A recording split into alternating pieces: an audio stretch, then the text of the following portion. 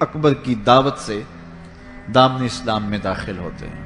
ان کے چچا نے انہیں کچی کھال میں لپیٹ کر کے دھونیاں دی کہ اسلام سے منحرف ہو جاؤ، لیکن حضرت عثمان بن عفان ڈٹے رہے اور استقامت کے ساتھ اسلام پر گامزن رہے، اور اللہ نے ان کو پھر جو شانیں دی، حضرت آدم علیہ السلام سے لے کر حضور علیہ السلام کے دور تک کبھی ایسا نہیں ہوا کہ کسی کے نکاح میں کسی نبی کی 2 صاحبزادیاں آئی ہوں۔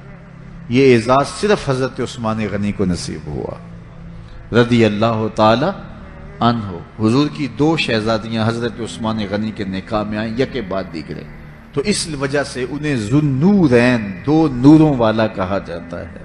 اللہ تعالیٰ نے حضرت عثمان غنی کے مال سے اس امت کو بہت تقویت عطا کی۔ تحریک اسلام کے لیے جن لوگوں نے مالی وسائل پیش کیے، ان میں نمایاں نام حضرت سیدنا عثمان غنی رضی اللہ تعالی عنہ کا ہے۔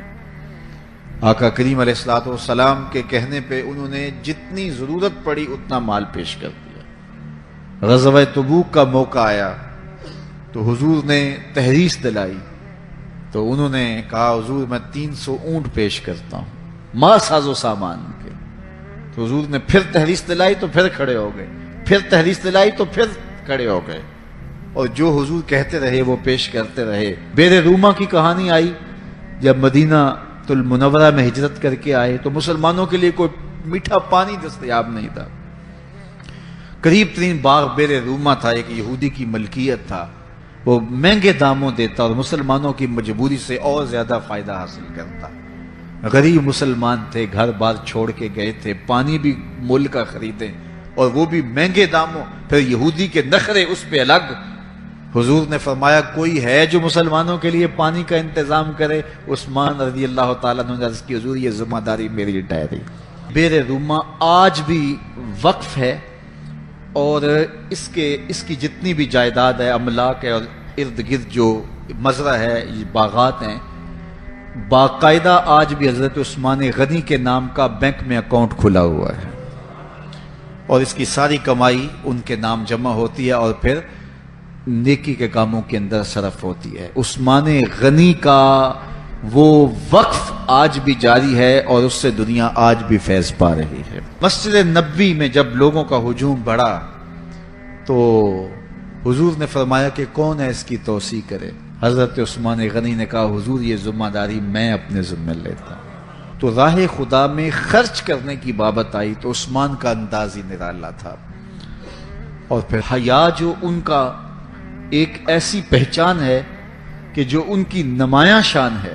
حضرت عثمان غنی رضی اللہ تعالیٰ عنہ کا جب آخری وقت آیا تو آپ جانتے ان کا پانی بند کر دیا گیا تھا، مدینے پر بلوائیوں نے قبضہ کر لیا، اور 40 دن تک حضرت عثمان غنی پر پانی بند رہا، گھر میں محصور ہو گئے۔ 40ویں دن جس دن شہادت ہوتی ہے اس دن آپ نے سر انور باہر نکالا اور لوگوں سے کہا کہ لوگوں، جس وقت مسجد نبوی کی جگہ تنگ ہو گئی تھی اور رسول کریم نے کہا کوئی ہے جو مسجد نبوی کی توسیع کرے، تو کس نے توسیع کی تھی؟ تو کچھ لوگ موجود تھے، انہوں نے کہا کہ آپ نے کہا آج مجھے اس مسجد میں 2 نفل پڑھنے کی اجازت بھی نہیں ہے۔ پھر اس کے بعد آپ نے فرمایا لوگوں، جب مدینے والوں کو پانی نہیں مل رہا تھا اور مہاجرین کو یہودی مہنگے داموں پانی دے رہے تھے، تو کون تھا جس نے بیر روما خریدا اور وقف کیا رب کے نام پہ؟ تو لوگوں نے کہا عثمان آپ نے۔ تو کہا آج مجھے 2 گھونٹ اس کنویں سے دستیاب نہیں، اور پھر آپ نیچے آ گئے اور قرآن مجید کی تلاوت کرنے لگے۔ اور جب حضرت عثمان غنی کو شہید کیا گیا 40 دن پیاسا رکھنے کے بعد، تو اس وقت آپ قرآن مجید کی تلاوت کر رہے تھے، اور آپ کا خون قرآن مجید کی اس آیت پہ گرا فَسَيَكْفِيكَهُمُ اللَّهُ، اور حضرت عثمان غنی شہید ہو گئے، امام مظلوم ظلمن آپ شہید کیے گئے۔ کل قیامت کے دن عثمان غنی تلاوت کرتے اٹھائے جائیں گے۔ اللہ تعالی حضرت عثمان غنی کی روح کی برکتیں ہمارے من میں اتار دے۔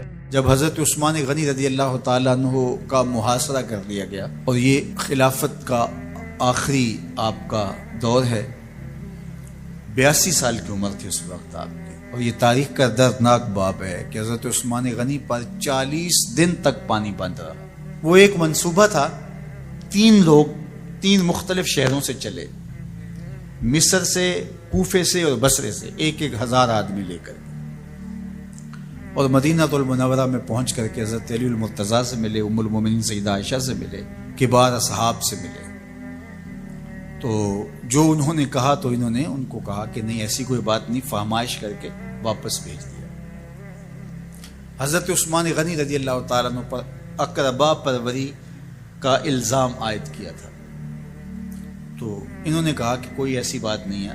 پھر یہ تھا کہ آپ نے کم عمر گورنر، کم عمر لوگ مقرر کیے، تو حضرت عثمان نے کہا کہ حضرت اسامہ بھی تو کم عمر تھے، حضور نے ان کو اگر مقرر کیا ہے تو یہ تو مثال ہمارے سامنے موجود ہے، لیکن یہ ایک منصوبہ تھا، اس منصوبے کے تحت یہ 3 جگہوں سے لوگ آئے تھے۔ وہ 3 دن کی مسافت کے بعد پھر تینوں واپس آ گئے، تو یہ ایک سوالیہ نشان ہے کہ تینوں کیوں واپس آ گئے، کوئی ایک تو نہ آتا نا، تو یہ سب طے شدہ منصوبہ تھا۔ اور پھر انہوں نے مدینہ المنورہ کو گھیر لیا، اور جس طرح سے بلوائیوں نے حالات پیدا کر دیے، سیدنا علی المرتضیٰ رضی اللہ تعالیٰ عنہ تو شہر مدینہ سے باہر تشریف لے گئے تھے، اور اپنے بیٹوں امام حسن اور امام حسین رضی اللہ تعالیٰ عنہ کو حضرت عثمان غنی کے دروازے پر مقرر کیا تھا کہ ان کو ضرر نہ پہنچنے دینا۔ اب 700 صحابہ اجازت طلب کر رہے ہیں کہ آپ ان بلوائیوں سے نپٹنے کا میں جو ہے وہ اجازت نامہ مرحمت کریں، اور بہت سارے لوگ تو حج پہ جا چکے ہیں۔ 18 ذی الحج کا واقعہ ہے جب آپ کی شہادت ہوتی ہے، تو وہ حج پہ جا چکے ہیں، تو جو یہاں موجود ہیں وہ اجازت طلب کر رہے ہیں، لیکن حضرت عثمان غنی رضی اللہ تعالیٰ عنہ نے کہا کہ نہیں، میں ایسی اجازت نہیں دوں گا۔ رسول اللہ صلی اللہ علیہ وسلم کا حرم شہر مدینہ لوگوں کے خون سے لالازار ہو، یہ میں اس کو گوارا نہیں کرتا۔ افواج موجود ہیں، اور دنیا کی تاریخ میں آپ کو ایسا نہیں ملے گا کہ اتنی بڑی حکومت کسی کے پاس ہو اور وہ خود گھیر لیا جائے، اس کا پانی بھی بند ہو جائے، اور وہ حکم دے کہ نہیں، میرے لیے آپ ایک قطرہ بھی خون نہیں بہائیں گے۔ بلکہ آپ کے غلاموں نے جب تلواریں اٹھا لی تو آپ نے فرمایا کہ میرا حکم ہے کہ تم تلواریں نیچے رکھو، بلکہ میں تمہیں یہ آفر دیتا ہوں کہ جو غلام لڑے گا نہیں اور یہ میرے سے عہد کرتا ہے وہ آزاد ہے۔ حضرت ابو ہریرہ رضی اللہ تعالیٰ عنہ، حالانکہ یہ پڑھنے پڑھانے والے لوگ تھے، تعلیم و تعلم سے ان کا تعلق تھا، لیکن وہ بھی تلوار لے کے حضرت عثمان غنی کے دفاع میں آ گئے، لیکن حضرت ابو ہریرہ رضی اللہ تعالیٰ عنہ کو بھی حضرت عثمان غنی روک دیتے۔ مالک بن اشتر کہنے لگا کہ ہم آپ کی دستبرداری کے خواہاں ہیں، آپ خلافت سے دستبرداری اختیار کر لیجیے۔ تو حضور علیہ الصلوۃ والسلام کے اس جانثار صحابی نے، حضرت عثمان غنی نے فرمایا یہ نہیں ہو سکتا۔ دستبردار کیوں نہیں ہوئے؟ لگتا تھا یہ سب سے زیادہ آسان تھا، لیکن حضور نے ارشاد فرمایا تھا، اے عثمان، تمہیں اللہ ایک قمیض پہنائے گا، لوگ اس کو اتارنا چاہیں گے، تم کبھی نہ اتارنا۔ تو اس سے مراد خلافت کی قمیض ہے، اور ان کی شہادت کی خبر بھی اللہ کے محبوب علیہ السلام نے دی تھی، اور اگر آپ دستبردار ہو جاتے تو یہ ایک کھلونا بن جاتا، بازیچہ بن جاتی خلافت۔ چند آدمیوں کے پریشر سے خلافت سے دستبرداری کرنا پڑتی۔ اچھا، ایک یہ سوال بھی پیدا ہوتا ہے، چند باغی تھے، ان کو کس طرح کچل دیا جاتا؟ لیکن حضرت عثمان غنی یہ نہیں چاہتے تھے۔ ایک تو یہ کہ مدینے کی حرمت پامال نہ ہو، اور دوسرا پورے عالم اسلام کو آگ لگانے کا جو منصوبہ تھا، 3 مختلف شہروں سے 1,000 آدمی لایا گیا ایک منصوبے کے تحت، اور انہیں لاشیں چاہیے تھیں، اور جو ان کے پیچھے کام کر رہے تھے نادیدہ ہاتھ، ان کا منصوبہ یہ تھا کہ یہاں سے مختلف سمتوں میں، یہ تینوں شہر مختلف سمتوں میں تھے، تینوں سمتوں میں جب لاشیں جائیں گی تو پورے عالم اسلام کو ہم جو ہے وہ خانہ جنگی کی آگ میں دھکیل سکیں گے۔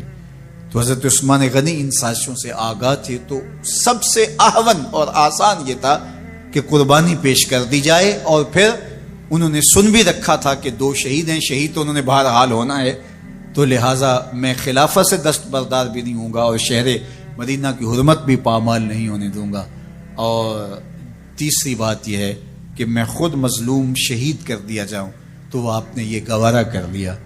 تو 18 ذوالحج تھا، جمعے کا ہی دن تھا، اور حضرت عثمان غنی رضی اللہ تعالیٰ عنہ روزے سے تھے. عصر کا وقت تھا، قرآن مجید کی تلاوت کر رہے تھے. حضرت امام حسن، امام حسین اور حضرت عبداللہ بن زبیر اور دیگر لوگ آپ کے دروازے پہ پہرا دے رہے تھے. لیکن باغی پچھلے گھر سے دیوار پھلانگ کے آپ کے گھر میں داخل ہوئے اور تلوار سے وار کیا. آپ کی زوجہ حضرت نائلہ آگے بڑھی اور ہاتھ سے روکنا چاہا، آپ کی انگلیاں کٹ گئیں. پھر دوسرا وار کیا تو حضرت عثمان غنی رضی اللہ تعالیٰ عنہ کا دایاں ہاتھ کٹ کے گر گیا. حضرت عثمان غنی رضی اللہ تعالیٰ عنہ نے افسوس کیا اور کہا کہ تم نے وہ ہاتھ کاٹ دیا جس سے میں وحی کی کتابت کیا کرتا تھا. پھر اس کے بعد آپ پر 9 وار کیے گئے اور آپ کو شہید کر دیا گیا. اور آپ کا خون قرآن مجید پڑھتے ہوئے اس آیت پہ گرا، فَسَيَكْفِيكَهُمُ اللَّهُ وَهُوَ السَّمِيعُ الْعَلِيمُ. تو حضرت عثمان غنی رضی اللہ تعالیٰ عنہ مظلوم شہید کیے گئے، بھوکے اور پیاسے شہید کیے گئے، ظلمن شہید کیے گئے. حضرت عبداللہ بن عمر رضی اللہ تعالیٰ عنہ فرماتے ہیں کہ حضور فتنوں کا ذکر کر رہے تھے کہ فتنے ہوں گے، بہت بڑے فتنے ہوں گے. تو ایک شخص نے چادر اوڑھی ہوئی تھی اور وہ مجلس واعظ کے قریب سے گزرا جہاں حضور کچھ ارشاد فرما رہے تھے. تو آقا کریم نے اشارہ کر کے کہا اس دن یہ شخص حق پہ ہوگا. عبداللہ بن عمر کہتے ہیں کہ میں اٹھا اور جا کے دیکھا تو وہ حضرت عثمان تھے. تو میں نے حضرت عثمان کے چہرے کو پکڑ کے تھوڑا سا حضور کی جانب کیا اور میں نے کہا حاضا حضور، یہ اللہ کے محبوب فرمایا ہاں یہی، جب فتنے ہوں گے تو فرمایا یہ حق پہ ہوگا. تو حضرت عثمان غنی رضی اللہ تعالیٰ عنہ حق کی راہوں کے مسافر، جنہیں حضور کی زبان سے شہید کہا گیا، اور شہید کسی کا انجام ہوتا ہے. تو حضور نے فرمایا یہ شہید ہوگا. شہید وہی ہوتا ہے جو بحالت ایمان اس دنیا سے راہ خدا میں اپنی جان قربان کرے. فرمایا فَإِنَّمَا عَلَيْكَ نَبِيٌّ وَصِدِّيقٌ وَشَهِيدَانِ. اے پہاڑ رک جا، تو جانتا نہیں تیرے اوپر اللہ کا ایک نبی ہے، ایک صدیق ہے اور 2 شہید ہیں. تو حضرت عثمان غنی رضی اللہ تعالیٰ عنہ عظمتوں کے مینار، اللہ اکبر. تو یہ حضرت عثمان غنی رضی اللہ تعالیٰ عنہ کا یہ کارنامہ تھا کہ آپ نے اپنی جان پیش کر کے امت کو جو ہے وہ فتنوں سے محفوظ کر لیا اور امت کو بچا لیا. حضرت عثمان غنی رضی اللہ تعالیٰ عنہ پہ کروڑوں رحمتیں، کروڑوں سلام. ہم آپ کی عظمت کو سلام پیش کرتے ہیں، عقیدتوں کا خراج پیش کرتے ہیں. حضور کی خدمت میں ایک جنازہ لایا گیا اور حضور سے عرض کی گئی حضور اس شخص کا جنازہ پڑھا دیجئے. تو حضور نے انکار کر دیا، کہا میں جنازہ نہیں پڑھاؤں گا. تو صحابہ نے عرض کیا یا رسول اللہ، کبھی ماضی میں ایسا نہیں ہوا، جب بھی کوئی جنازہ لایا جاتا ہے تو آپ جنازہ پڑھا دیتے ہیں اور آپ نے آج انکار کر دیا ہے. تو فرمایا یہ شخص میرے عثمان سے بغض رکھتا تھا اور اس کو اللہ نے بھی اپنی رحمتوں سے محروم کر دیا ہے. حضور نے اس شخص کا جنازہ نہیں پڑھایا جو مبغض عثمان غنی رضی اللہ تعالی عنہ. تو اب آپ اندازہ کیجئے وہ کتنا بدبخت شخص ہے جو حضرت عثمان سے بغض اور دشمنی رکھتا ہے. حضرت عثمان غنی رضی اللہ تعالی عنہ سے اللہ کے محبوب علیہ السلام نے کتنی خوبصورت ارشاد فرمائی، میں اس سے حیا کیوں نہ کروں جس سے اللہ کے فرشتے بھی حیا کرتے. یعنی عثمان غنی وہ ہیں جس سے اللہ کے فرشتے بھی حیا کرتے ہیں، اور جو عثمان غنی کا حیا نہیں کرتا اس سے بڑا بے حیا کون ہو سکتا ہے. حاکم نے مستدرک کے اندر روایت ذکر کی ہے کہ بہت سارے صحابہ حضور کی بہت ساری خوبیوں کے مظہر تھے، اور سب سے زیادہ حضور کے خلق کے مشابہ حضرت عثمان غنی رضی اللہ تعالیٰ. اور خلق میں سب سے اونچا درجہ حیا کا ہوتا ہے. تو حضرت عثمان غنی رضی اللہ تعالیٰ عنہ حیا کے اس مقام پہ فائز المرام تھے جو انہی کا مقصوم تھا. اللہ ہمیں حضور کے اہل بیت، حضور کے اصحاب، بلکہ حضور کے در کی مٹی کی تعظیم بھی نصیب کرے. اقبال نے کہا تھا خاک طیبہ از دو عالم خوش ترست، آن خنک شہرے کے آنجا دل برست. ہمیں تو طیبہ کی مٹی بھی اچھی لگتی ہے اس لیے کہ وہاں محبوب جو رہتے ہیں. تو محبت تو اس چیز کی متقاضی ہوتی ہے، محبوب کی راہوں کو بھی سلامی پیش کی جائے. تو جو حضور علیہ السلام کے ساتھ منسوب اتنی وقی نسبتیں ہیں ان کا احترام کیوں نہیں کریں گے. تو حضرت عثمان غنی تو داماد رسول ہیں، حضرت عثمان غنی تو ذوالنورین ہیں، حضرت عثمان غنی تو حضور علیہ الصلوۃ والسلام کے محبوب اور حضور علیہ الصلوۃ والسلام کے پیارے ہیں. ان کو جنت کی بشارت دی گئی ہے، عشرہ مبشرہ میں سے ہیں، 4 جلیل القدر خلفاء میں ان کا نام شامل ہے، اور پھر حضور کی 2 صاحبزادیاں ان کے نکاح میں آقا کریم نے ان کو شہید خود قرار دیا، اور میرے اور آپ کے آقا و مولا نے کہا آج کے بعد کوئی عمل عثمان کو نقصان نہیں دے گا، اور کہا عثمان سے میں حیا کیوں نہ کروں، اس سے اللہ کے فرشتے بھی حیا کریں۔ ایک دن حضور گھر میں تشریف فرما تھے اور نیم داراز تھے، لیٹے ہوئے تھے، اور آپ کی مبارک پنڈلی سے کپڑا ہٹا ہوا تھا، مرد کا پردہ گھٹنوں سے لے کر کے ناف تک ہے۔ فاستاذن ابو بکر فاذن لہ، تو حضرت ابو بکر رضی اللہ تعالیٰ عنہ آئے، حضور نے کہا آ جائیے، وہو تلک الحال، اور آقا کریم اسی حالت میں بیٹھے ہوئے تھے۔ فتحدثا، وہ بیٹھے اور حضور سے ہم کلام ہوئے۔ ثم استاذن عمر، پھر حضرت عمر آئے، انہوں نے اذن طلب کیا، تو حضور نے کہا آ جائیے، اور حضور اسی حالت میں تشریف فرما رہے۔ فتحدثا، وہ بھی بیٹھے اور گفتگو چلتی رہی۔ ثم استاذن عثمان، پھر حضرت عثمان کی آواز آئی، حضور میں اندر آ سکتا ہوں؟ فجلس رسول اللہ صلی اللہ علیہ وسلم، حضور سیدھے ہو کے بیٹھ گئے۔ وسوى ثيابه، اور جلدی جلدی اپنی پنڈلی کے اوپر کپڑا ڈال دیا۔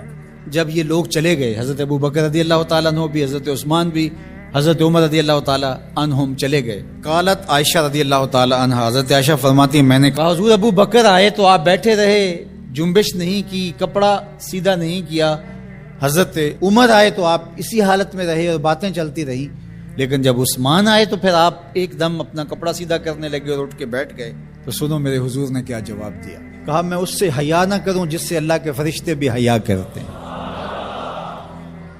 کتنا بد نصیب ہے جو حضرت عثمان غنی پہ زبان درازی کرتا ہے۔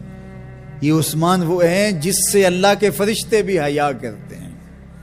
اللہ اکبر، یہ عظمت حضرت عثمان غنی رضی اللہ تعالیٰ عنہ۔ تو حضرت عثمان غنی رضی اللہ تعالیٰ عنہ پر 40 دن تک پانی بن رہا، اپنے گھر میں معصور ہو کے رہ گئے، سخت اذیتیں کاٹی۔ شہادت سے قبل آپ کی مبارک داڑھی کھینچی گئی، آپ کو اذیت پہنچائی گئی، اور آپ کی اہلیہ کے سامنے حضرت عثمان غنی رضی اللہ تعالی عنہ کو شہید کیا گیا۔ تو حضرت عثمان غنی رضی اللہ تعالی عنہ حضور علیہ السلام کے پیارے صحابی ہیں۔ حضور کی 2 صاحبزادیاں یکے بعد دیگرے حضرت عثمان غنی رضی اللہ تعالی عنہ کے نکاح میں آئیں۔ آپ کے بہت سارے نمایاں وصف ہیں، جن میں حضور کا 2 مرتبہ داماد بننا، اور پھر فرمایا اگر میری اور بھی صاحبزادیاں ہوتی تو میں عثمان سے نکاح کر دیتا، اور پھر ذوالہجرتین 2 ہجرتیں، حبشہ کی جانب اور مدینہ المنورہ کی جانب، پھر شہادت کا اعزاز، اولین مسلمانوں میں ان کا شمار ہے، عشرہ مبشرہ میں ان کا شمار ہے، 4 خلفائے راشدین کے اندر ان کا 3را نمبر ہے، جمع قرآن اور نشر قرآن کی سعادت اللہ نے ان کے حصے میں رکھی۔ آپ کے اوصاف میں سے 2 وصف بہت نمایاں ہیں، ایک تو آپ کا سخی ہونا، دوسرا آپ کا وصف نمایاں حیا تھا۔ تو آج حضرت عثمان غنی رضی اللہ تعالیٰ عنہ کی ان صفتوں کو، حیا کو اپنے کلچر میں فروغ دینے کی ضرورت ہے، اپنی معاشرت میں فروغ دینے کی ضرورت ہے۔ ایک مرد ہو کے اتنا حیا دار، تو پھر عورت ہو کر حیا کی چادر پھاڑ دے اور وہ اس کو آزادی کا نام دے، تو اس سے وہ نسوانیت کا نور رخصت ہو گیا۔ اقبال نے کہا تھا جس علم کی تاثیر سے زن ہوتی ہے نازن، کہتے ہیں اسی علم کو ارباب نظر موت۔ تو حضرت عثمان غنی رضی اللہ تعالیٰ عنہ حیا اور سخاوت کے بہرے بے قراں تھے۔ بزرگوں کی سیرت اس لیے بیان کی جاتی ہے کہ ان کے نقوش پا کو اختیار کرنے کا جذبہ پیدا ہو۔ ان کا ذکر کرنا اس امت پر قرض ہے، اور ان کی محبت اور ان کا پیار اس امت کے رگ و ریشہ کے اندر محو نفوذ ہونا چاہیے۔ حضرت ام المومنین سیدہ عائشہ رضی اللہ تعالی عنہا کی مرویات سے ہے، امام مسلم نے اپنی صحیح میں اس کو روایت کیا ہے۔ قالت کان رسول اللہ صلی اللہ علیہ وسلم مضطجعا فی بیتہ کاشفا عن فخذیہ او ساقیہ۔ کہتے ہیں ایک دن حضور اپنے گھر میں تشریف فرما تھے اور حضور کی پنڈلی سے کپڑا ہٹا ہوا تھا۔ جب انسان گھر میں ہوتا ہے تو بے تکلف بیٹھا ہوتا ہے، مرد کا ستر عورت گھٹنوں سے لے کر کے ناف تک ہے، اتنی جگہ کو چھپانا واجب اور ضروری ہے۔ اس کے بعد اس کا پیٹ ہے، اس کا سینہ ہے، پشت ہے، بازو ہے، پنڈلیاں ہیں، سر اور اس کا چہرہ ہے، یہ ستر عورت میں شامل نہیں ہے۔ تو ستر عورت صرف گھٹنوں سے لے کر کے ناف تک کی جگہ ہے۔ اس کے علاوہ گھر میں بندہ بے تکلف بیٹھا ہو تو بعض اوقات آپ گھر میں صرف تہ بند باندھ لیتے ہیں اور بنیان پہن لیتے ہیں، تو ایسا ہو جاتا ہے۔ تو حضور علیہ الصلوۃ والسلام تشریف فرما تھے تو حضور کی پنڈلیوں سے کپڑا ہٹا ہوا تھا اور حضور لیٹے ہوئے تھے۔ فاستاذن ابو بکر رضی اللہ تعالی عنہ وآذن له وهو تلك الحال، تو حضرت ابو بکر رضی اللہ تعالیٰ عنہ دروازے پر آئے، دستک دی، حضور سے اجازت مانگی، حضور نے فرمایا آ جاؤ، تو وہ اندر آ گئے۔ حضور اسی حالت میں لیٹے رہے کہ پنڈلی سے کپڑا ہٹا تھا اور حضور نیند داراز تھے۔ ثم استاذن عمر، پھر حضرت عمر رضی اللہ تعالیٰ عنہ نے دستک دی اور اجازت چاہی، تو فاذن لہ وہو کذالک، تو حضور نے کہا آ جاؤ، اور حضور ایسے ہی لیٹے رہے کہ حضور کی پنڈلی سے کپڑا ہٹا رہا۔ فتحدث، تو یہ بیٹھ کے باتیں کرنے لگے۔ ثم استاذن عثمان، پھر حضرت عثمان نے حضور سے اجازت مانگی۔ فجلس رسول اللہ صلی اللہ علیہ وسلم، حضور لیٹے تھے، اٹھ کے بیٹھ گئے۔ وصوّ ثیابہ، اور جلدی جلدی پنڈلی پر کپڑا کرنے لگے۔ فلما خرج قالت عائشہ رضی اللہ تعالی عنہا، جب سارے چلے گئے تو حضرت عائشہ حضور کی خدمت میں حاضر ہوئی اور عرض کی، داخل ابو بکر فلم تحتش لہ ولم تبالہ، حضور ابو بکر آئے تو آپ اٹھ کے نہیں بیٹھے، آپ نے کوئی پرواہ نہیں کی، کپڑا ہٹا تھا، ہٹا رہا۔ ثم داخل عمر، پھر حضرت عمر آئے، فلم تحتش لہ ولم تبالہ، آپ نے کوئی جنبش نہیں کی ہے اور آپ نے کوئی خاص پرواہ نہیں کی ہے، ایسے لیٹے رہے، کپڑا ہٹا تھا، ہٹا رہا۔ ثم داخل عثمان، پھر حضرت عثمان آئے، فجلست وسویت ثیابک، تو آپ اٹھ کے بیٹھ گئے اور آپ نے کپڑا پنڈلی کے اوپر سیدھا کر لیا۔ فقال، تو حضور نے ارشاد فرمایا، الا استحیی من رجل تستحیی منہ الملائکہ، عائشہ میں اس سے حیا نہ کروں جس سے اللہ کے فرشتے بھی حیا کریں۔ اللہ اکبر، یہ ہے حضرت عثمان رضی اللہ تعالیٰ عنہ۔ حضرت عبد الرحمن بن خباب روایت کرتے ہیں، میں حضور کی خدمت میں حاضر تھا کہ آقا نے جیش الاسرہ کے بارے میں لوگوں کو ترغیب دی۔ یہ غزوہ تبوک کو جیش الاسرہ کہتے ہیں، چونکہ یہ ایک لمبا سفر تھا اور گرمیوں کا سفر تھا اور بڑی مشکل میں یہ سفر طے کیا گیا، اس لیے اس کو جیش الاسرہ، تنگی والا لشکر کہا جاتا ہے۔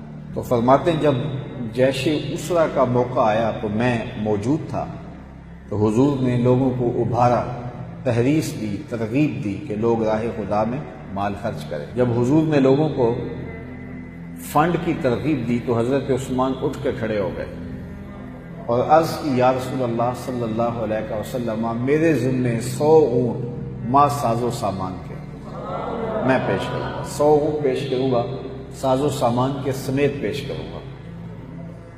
چونکہ ضرورت زیادہ تھی، پھر حضور نے دوبارہ پھر اس پر ترغیب دی۔ حضرت عثمان رضی اللہ تعالیٰ عنہ پھر کھڑے ہوئے، حضور میرے ذمے 200 اونٹ رہے، ساز و سامان سمیت پیش کروں گا۔ اچھا، ضرورت اور زیادہ تھی، حضور نے پھر ابھارا اور کہا کہ لوگوں اتنا طویل فاصلہ طے کر کے لشکر میں جانا ہے، اس کے لیے فنڈ چاہیے، کوئی ہے جو پیش کرے۔ تیسری مرتبہ پھر حضرت عثمان کھڑے ہوئے اور عرض کی، یا رسول اللہ میرے ذمے 300 اونٹ رہے، ان کے ساز و سامان سمیت میں پیش کروں گا۔ اللہ اکبر۔ تو راوی کہتے ہیں حضور ممبر سے نیچے تشریف لے آئے، حضور ممبر سے نیچے تشریف لے آئے اور حضور یہ بار بار فرما رہے تھے، عثمان کو اب کوئی فرق نہیں پڑتا کہ اس کے بعد کوئی عمل نہ کرے۔ اللہ اکبر، یعنی ایک ایسا نفلی عمل کیا ہے کہ یہ ان کی دنیا آخرت کی کفایت کر گیا، بہتر ہو گیا۔ اللہ اکبر۔ تو یہ ہے حضرت عثمان غنی رضی اللہ تعالی عنہ کا راہ خدا میں खर्च करने का जज्बा। ਰਾਣਾ ਥੋਣਾ ਦੇ ਗਿਓ ਸਾਨੂੰ ਅਤੇ ਪਾ ਗਿਓ ਏ ਵਿੱਚ ਫਿਕਰਾਂ